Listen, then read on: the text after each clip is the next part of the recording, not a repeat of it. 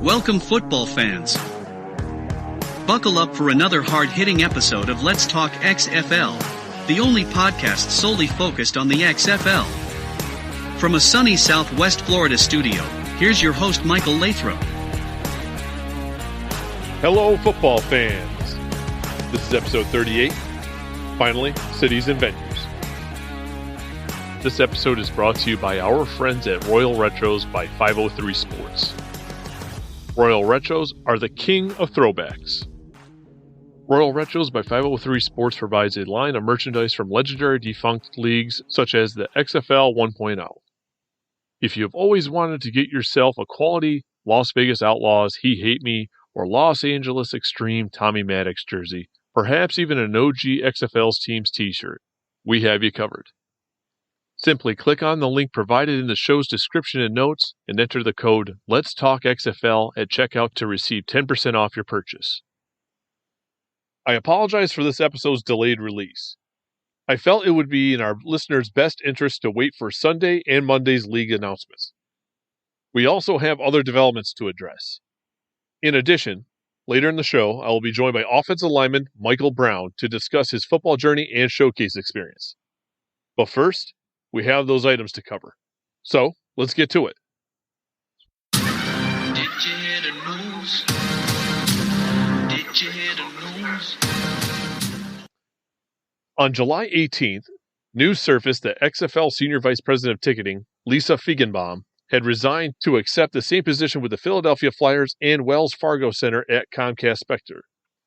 Feigenbaum held the position for only 3 months. Although Feigenbaum's departure doesn't look good, it appears the league's partnership with Rev Entertainment plays a role into her exit. According to Rev Entertainment's website, they are responsible for overseeing and managing all business operations for partner sports affiliates, including the XFL, Down Eastwood Ducks, and the Hickory Crawdads. They are intimately involved in all day-to-day operations, which include ticket sales, operations, sponsorships, and marketing services. Then, on July 21st, Sports Business Journal writer Ben Fisher disclosed in his newsletter that XFL Chief Business Officer Jordan Schlachter had left the league earlier in the month. Fisher also wrote the XFL declined to comment. However, per his sources, Schlachter would not be replaced in the role of Chief Business Officer. This is also likely due to the role and responsibilities Rev Entertainment are assuming. Then, on July 22nd, the XFL held its 5th showcase at Arizona State University in Tempe, Arizona, and 2 days later, on July 24th, the league held its 6th showcase at Choctaw Stadium in Arlington, Texas. Also, on July 24th, the league held its town hall meeting at Texas Live in Arlington, Texas. During the meeting, the XFL announced its much-anticipated cities, venues, and coaching assignments.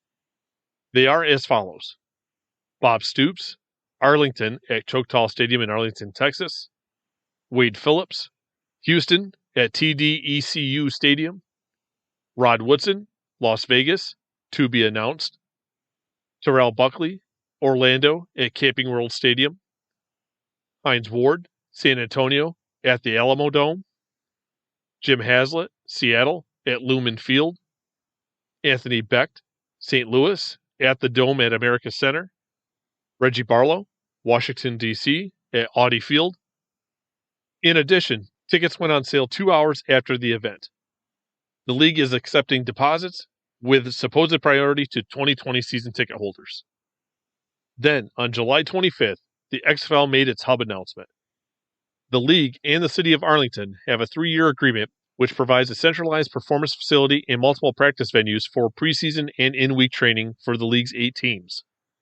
This hybrid model provides players access to full-time, on-site support from coaches and athletic training staff, while still developing team affinity and community relations within their local markets. The hub will also serve as a content creation center, giving the league, its teams, and its players an opportunity to build personal brands and engage with fans through social media, in-person events, and other media platforms. The arrangement includes additional practice facilities, Northwest ISD Stadium, South Lake Carroll Dragon Stadium, and Vernon Newsom Stadium, which further expands the XFL's footprint within the Dallas-Fort Worth metropolitan area. The players will be housed at local hotel partners, and daily meal service will be provided from local restaurants and caterers. In addition, The hub will serve as an around-the-clock content engine, offering behind-the-scenes storytelling of the league, its players, and its owners. It will allow the league to experiment with different kinds of engagement, traditional media, podcast, social media that will drive fan interest while also elevating the story and individual brands of players. To be fair, this has been reported by Mike Mitchell months ago. This hub provides a centralized local home, which benefits include cost-cutting measures to help the league control expenditures, yet allows each of their 8 teams to play in their namesake markets. As I have previously mentioned, I will now be joined by offensive lineman Michael Brown to discuss his football journey and XFL showcase experience. Welcome, Michael. I appreciate you taking the time to join the show to discuss your football journey and XFL showcase experience. Thank you for having me here. Welcome. You are the first offensive lineman to make an appearance on the show. I know it's typical for those big play positions to get all the spotlight. So having you on the show is a bit more special to me and hopefully to our listeners. Linemen are the workhorses who seldomly get the glory they deserve from fans, yet they are just as important towards a team's success. Perhaps it's all due to the rise of fantasy sports. But before we get started, maybe we can provide a learning opportunity for some of our listeners so maybe they can have a better understanding of the position. Can you share some key performance indicators or measurables which are used by coaching staffs and teams when evaluating offensive linemen? Yeah, sure. When it comes to offensive linemen, one of the basics and needs of good or, even great offensive lineman is a man who's big, stocky, and who has really, really good feet. Someone who is fast, explosive, and twitchy. Those are like all the things coaches want. Sometimes you don't get them. Sometimes you get really, really smart offensive linemen, not as explosive, but then you also get the guys who are like, who can cover up someone or who can get in front of somebody. Those are all, I can say those are all pretty good things they want. But like, if I was a coach and I was looking for a player, the needs in an offensive lineman would be someone who was big, quick feet, pretty standard, knowing what he's doing. Doesn't have to be the smartest, as long as he knows what he's doing. But if he's explosive, that's the kind of offensive lineman I'm looking for. So what type of statistics are used in-house? I know I've heard the term pancakes before, or they'll look at like assignments. Are they missed assignments and whatnot? What type of measurable statistics are rated for you guys when you guys are potentially looking at post-game or leading up to another team for matchups and stuff like that? Are there particular numbers? Because obviously for, let's say, a quarterback, we have attempts, completions, yards, touchdowns, interceptions. Those are the measurables, tangible numbers we can look at. Are there particular numbers that you guys use within the offensive line spectrum we, the fans, have no idea about? When it comes to offensive linemen, I think the most productive you can see that, like, I don't know how to say number-wise, but like, what they look for the most in offensive linemen is how much they stack and how consistent they are. Like, the one thing that I've learned is if you can find a boring offensive lineman but does the same thing every play, that's what you call an all-star offensive lineman. Now, if you get an offensive lineman who is complete dominance and, he stands out, that's another all-star offensive lineman. They're out there, That's how, from what I've experienced and what I've been seeing and how coaches, they go by how they stack, because each play, it can go run, pass, and each play is called stacking. And every time they keep going, they keep getting higher and higher. How many of those plays have it been like 3, 1 mess up, 5, 6, 7, 1 mess up, 1 MA here? But if they can go 1, 2, 3, 4, 5, and then 1 MA, then another 5, that's how you can determine if an offensive lineman is really, really good. And stat-wise, you can find out. Pancakes, yeah. They call them knockdowns, pancakes.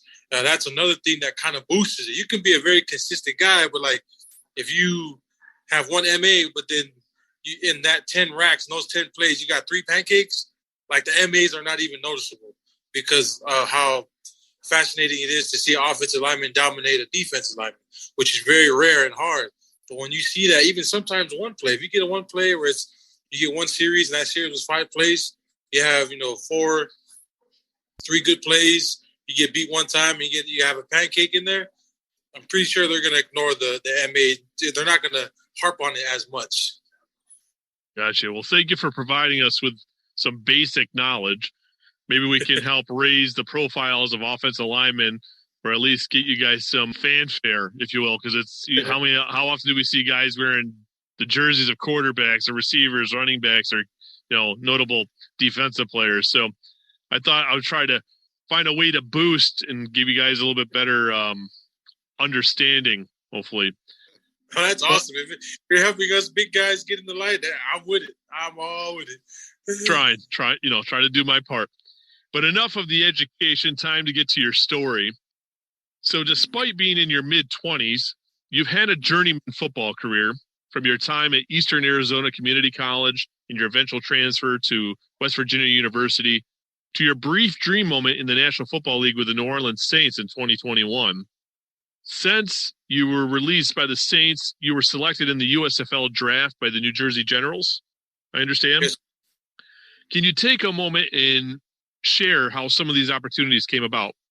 Are you talking about like how I started playing football, or just like stacking up from there? However, I mean, like, were you always a football player from a kid? Did you get into it late? How did your college opportunities come about? Because, the guys that kind of start with the JUCO, so the, junior college avenue, they usually have a little bit more interesting story than the people that just were always on the radar. So that's why I just offer the opportunity of, can you share how about?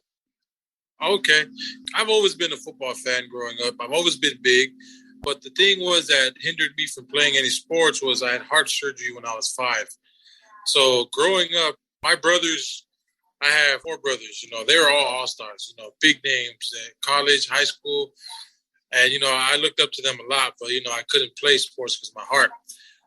So I think I was around 18 where I really changed my life, where I really wanted to, I've been asking for a better heart to play football. So from a religious standpoint, I'm LDS. So I went and got this Patriarchal Blessing, which my religion, we practice, which basically means like you get blessed and they give you a guideline. If you follow it, promise blessings if you do the invite, if you take the invitation. So in that blessing, it told me to serve a mission. So you know how the guys go on 2-year missions, we have the badge and you see us walking around neighborhoods. So I decided to do that. So I was sent and called to serve in the Philippines. So I went out to the Philippines in 2014 and I served a 2-year mission to the best of my ability. And I came back in 2016, and then my brother was playing at Miami Hurricanes. He wanted to move to a school closer to home, which was in California at the time. I came home, he came home, and we kind of like matched up together. I told him, I was like, yo, bro, let me come play football with you. And he was, he told me, he was like, are you sure, man? This, it's a tough sport. It's a lot of dedication. It's a lot of mental. You got to have it. I was like, yeah, man, let me just give it a try, man. Let me just give it a try. So I went to Eastern Arizona because that's where he also got a 4x2 to go play JUCO to get back into D1. So he took me along with him. So I went and got a physical. And for the first time I've ever had a physical, they checked my heart and I had no heart problems. So it was a promised blessing from the mission. So when I got that clearance, I decided to give it my whole body, mind, and soul to football and to see where I could take it. So I played 2016. Of course, it was a learning year. I started, but I had a lot to learn. Following year, 2017, I was all conference. I didn't really know much of the rules. I didn't know what I was getting. I just know I had rewards. So it totally slipped my mind. I thought I was done with football. But then coach tells me, he's like, hey, you got offers. I was like, what's an offer? And I'm like, well, to continue playing football. I was like, I thought I was done with football. I played 2 years. And he was like, no, that's the point of football. If someone likes you, you get to keep playing. I was like, wow. So I got offers from, the Kansas Jayhawks, the Texas Longhorns, Alabama. I was getting all these Oregon State, all these big school names at Texas A&M. I was getting calls, and I didn't know what a D1 was. I had no idea what D1. I thought JUCO was the top of football. Like, I know there's NFL, but I'm talking about college.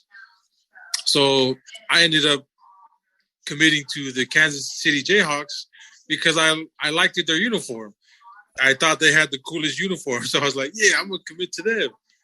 But my brother, me and him was talking, and he was like, let's reevaluate, bro. I was like, why? He was like, you don't want to go that way, trust me. I was like, okay. So, him being the more brains and knowing that he has more experience in football, I followed his suggestion. So West Virginia offered me and they offered my brother. So it was a package deal. So I was like, okay. So that's how we ended up in West Virginia. So I went to West Virginia, balled out over there too, from 18 to 2020. I was all conference over there too. Just playing football. I just wanted to play football, have fun. That's what I've been doing this whole time. And then from there, I signed with the New Orleans Saints right after that. I was with them for I think 4 months, and everything was going good. I promise you, it was just like any other day of football. It wasn't. It's extremely hard. It wasn't really easy. It wasn't really hard. It was just right football. I was learning and growing, and then it just happened. One of those things where you get to the top and you get hurt. I tore my PCL, and after everything was going my way, I honestly felt like I did a really great job. I was like getting feedback from the coaches, and they was loving what I was doing. Absolutely loving what I was doing, and I felt like one of those things where I got to the top. Like, now, how much do you really want it? Like, you gotta get back to it. Like, now that you have a little taste of what it's like to be at the highest level of football. After I tore my PCL, I came home, and then I got invited to the NFL Academy. And then from there, I started growing my game, learning more, and learning a lot of things I didn't know about football. And I made it that far without even knowing these basic things. Because in my head, it was just dominate the guy in front of you, block the guy in front of you, watch the backer. And, it was that's how I made it that far, was just that I kept it simple. And from the academy, I met some coaches, I met some players, and the next year, after that, I was drafted in the USFL. And I went to the USFL, started a couple of games, played the way I wanted, but then I had a couple of situations. My son missed his birth date, and a lot of things were just going on, and I came to the conclusion to make a family decision or a business decision, and I chose to, on week 9, I made the decision to come home and be with my family, help my wife because she needed help with the kids. And then I had every reason not to leave the USFL. We were 9-1. Like, we had it was a high percentage of winning the championship, but it was either family or football. And not being there for my son and my wife and my daughter, I couldn't leave them behind like I've been doing this whole time. So I decided to go home. And then being at home for a week later, I got an invite to the XFL showcase in Hawaii, which was amazing because it was like, how do you say it? Like, I don't know. It was like almost like a miracle. It's too perfect to believe. You know what I mean? I gave up that, and then another opportunity. Then they called me. They was like, "Hey, what are you doing?" And I was like, "Well, nothing right now." And then I decided to take my family out to Hawaii, give a little vacation. While it was a business trip, I went to the XFL. It was amazing. I went to the showcase. Awesome. Met The Rock, one of my biggest fans I've ever been since I was a little kid. Met The Rock, get to perform, and then even The Rock commented on my performance, which I thought was amazing. He even commented on one of my videos and was like, he definitely shined. And when he said that, it boosted up my morale so high. I was like, I know I can do this. I did really good at the XFL according to the coaches. They came up to me.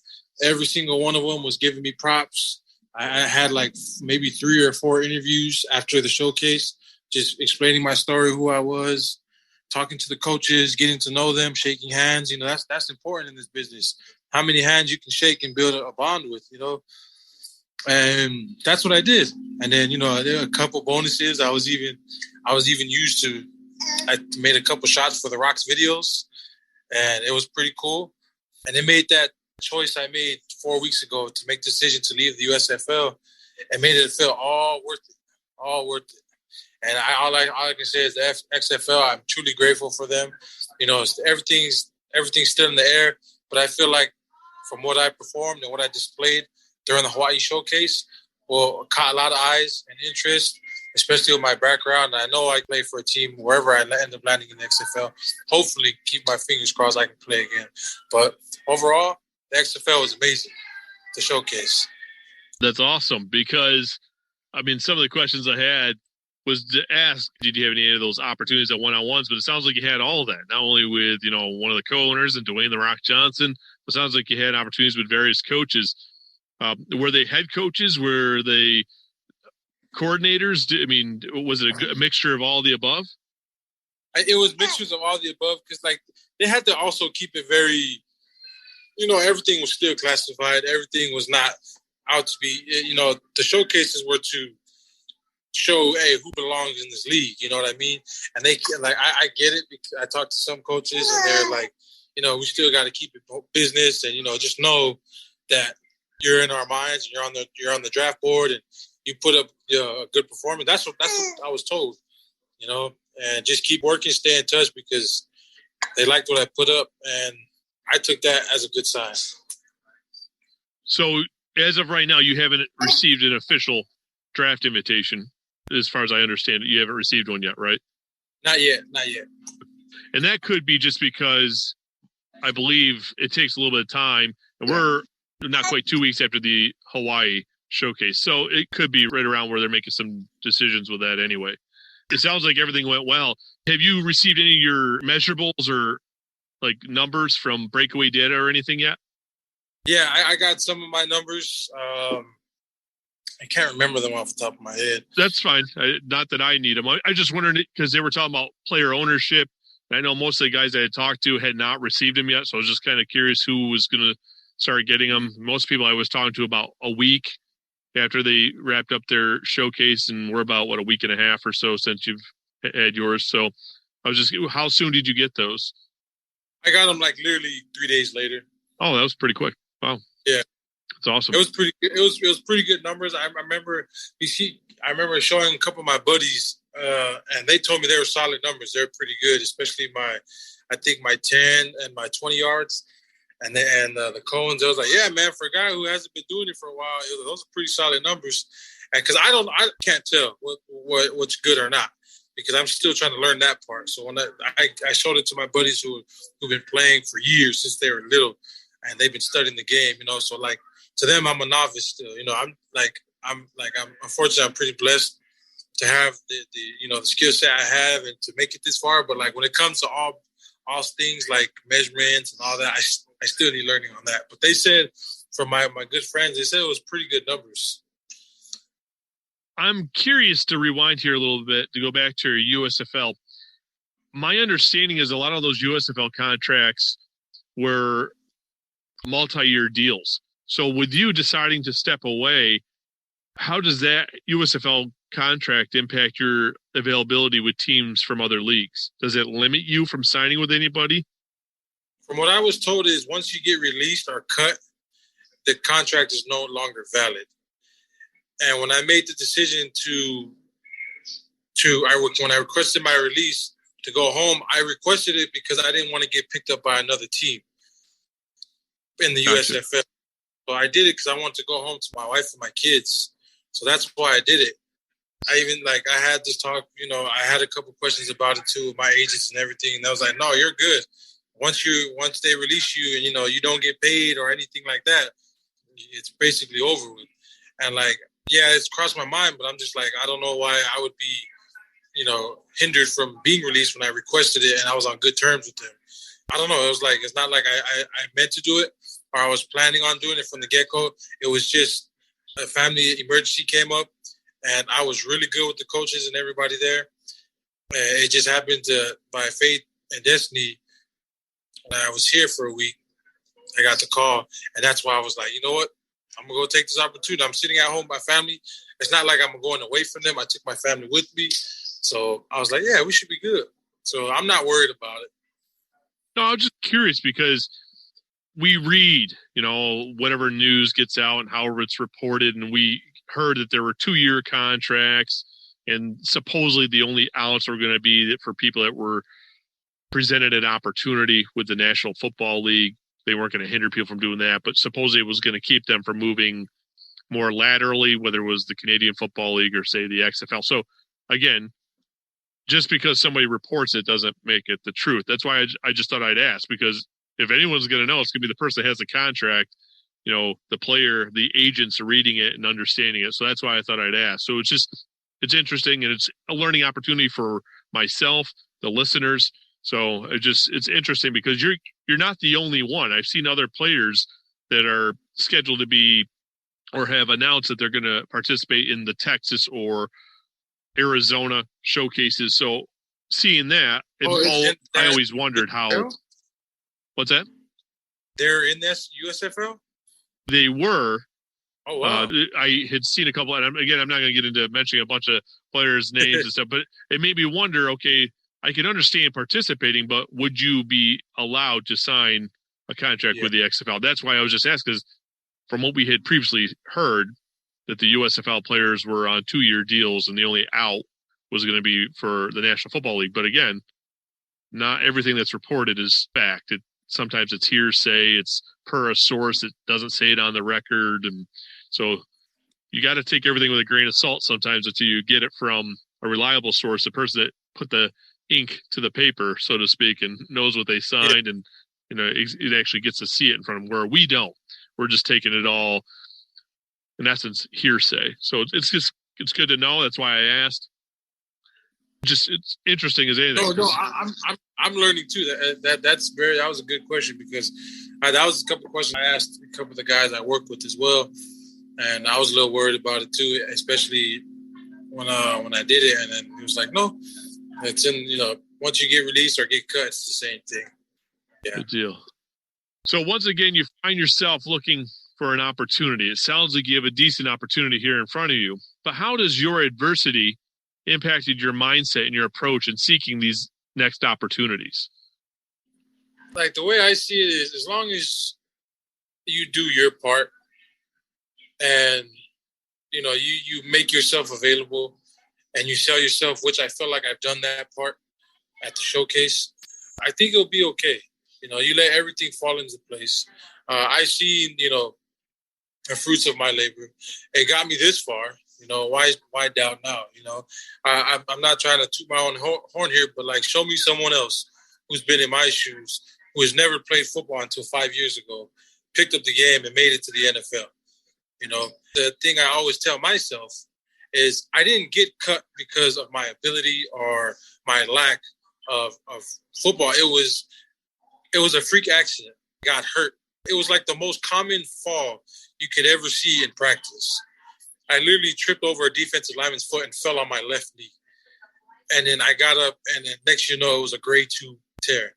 And you look at film, and I'm like, how the heck, you question yourself, and you're just like, and even the docs were saying that's a freak accident, waiting to happen. That wasn't supposed to happen, or that is such a rare percentage, and you just got unlucky. I had talks with leaders of the NFL Academy, and they're very close connected with teams, and particularly when I got feedback from the Saints, it was nothing but good things for me. It's like, guy's explosive, guy's great player, great attitude in and off the locker room. It was just unfortunate I got hurt. And when they told me it was camp, it was preseason, they need bodies to protect the vets, the high paid guys. And I get that.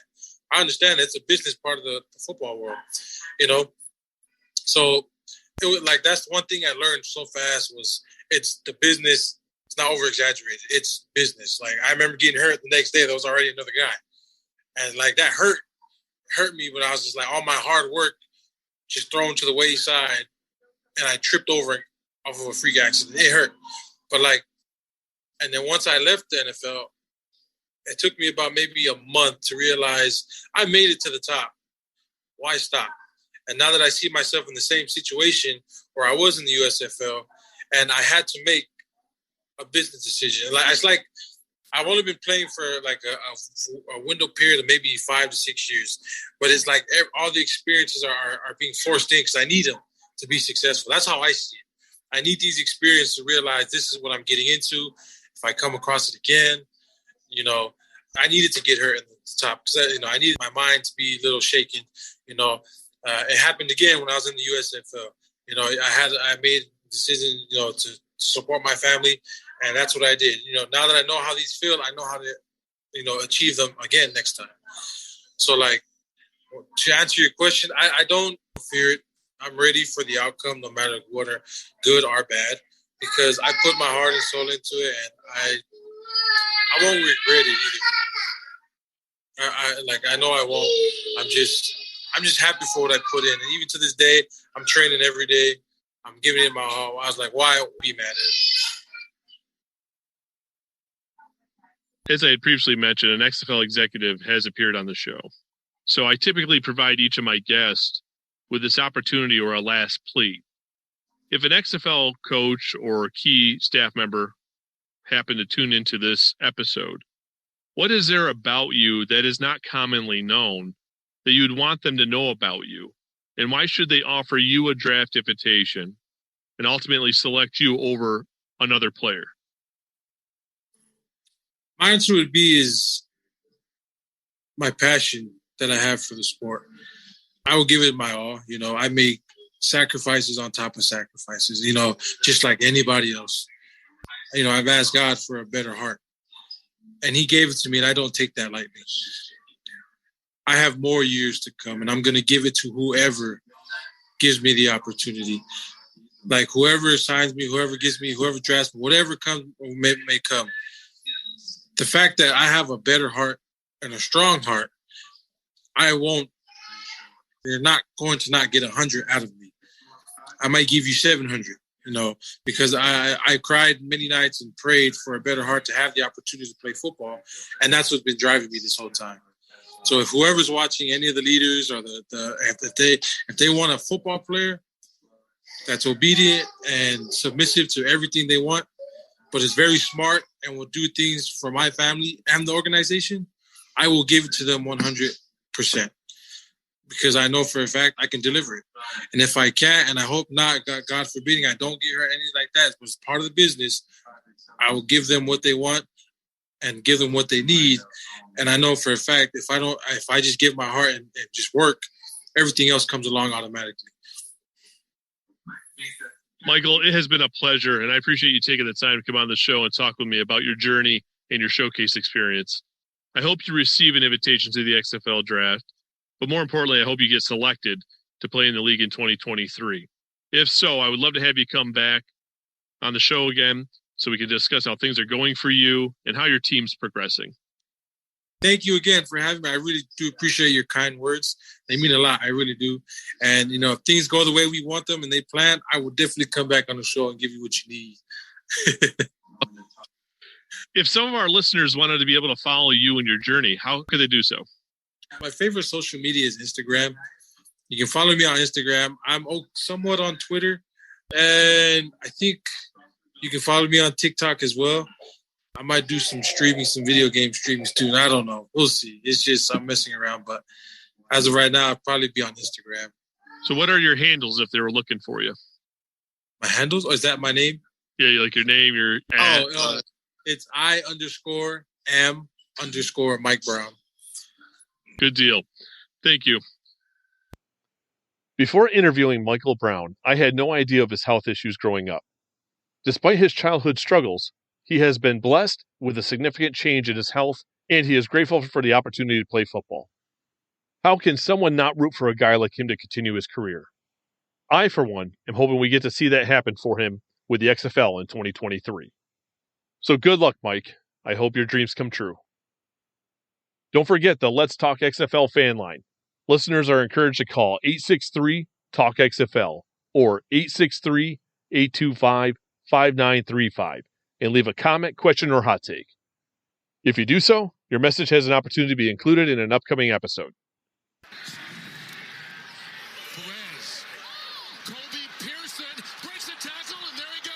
All good things must come to an end. This concludes another episode of Let's Talk XFL.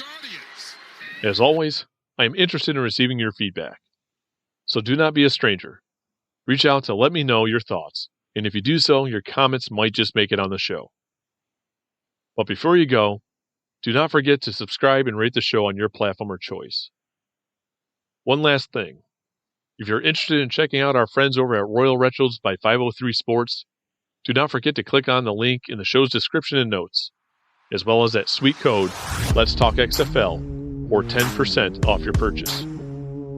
Thank you for tuning in. Till next time, cheers. Thank you for tuning in to today's show. Don't forget to subscribe and rate Let's Talk XFL on your platform of choice. Follow Let's Talk XFL on Facebook and Twitter at Let's Talk XFL. Do you have a question or topic you would like to have addressed on the show? Message the show via social media or send an email to letstalkxfl@gmail.com.